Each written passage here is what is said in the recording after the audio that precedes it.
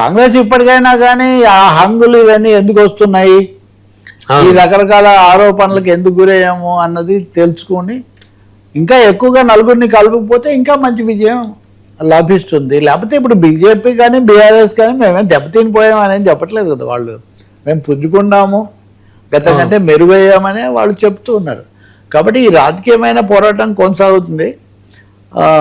మాటల్లో దూకుడుతో పాటు పరిపాలనలో లోపాలు చక్కదిద్దుకోవటం, అందరినీ కలుపుకొని పోవటం అన్నది కాంగ్రెస్ ముందున్న పని. కావాలి, చూడాలి మరి ఏం చేస్తాం. మజ్లిస్ ఫ్యాక్టర్ కూడా ఒకటి వస్తుంది. అవును, ఇప్పుడు మజ్లిస్ అన్ని చోట్ల వాళ్ళ రాజకీయాలు వాళ్ళు చేశారు. కాంగ్రెస్ మజ్లిస్తో పోతుంది అని ఇప్పుడు తప్పకుండా జిహెచ్ఎంసీ వచ్చేసరికి బీజేపీ ఆ యాంగిల్ ముఖ్యంగా ముందుకు తెస్తుంది. బీఆర్ఎస్ ఉన్నప్పుడు మజ్లిస్ వాళ్ళు వాళ్ళతో స్నేహంగా ఉన్నారు. వాళ్ళు ఎవరు వస్తే వాళ్ళతో స్నేహాన్ని కొనసాగిస్తూ ఉంటారు, వాళ్ళ ఆధిపత్యాన్ని అధికారాన్ని చలాయించు. సో మజ్లిస్ బీజేపీ ఘర్షణ పడిపోయే ఒక మత రాజకీయం పెరగకుండా చూడాల్సిన ఒక అవసరం కూడా జిహెచ్ఎంసీ అప్పటికి ఉంటుంది. చూద్దాం మరి. మొత్తం గద్వాల జిల్లా జోగులాంబ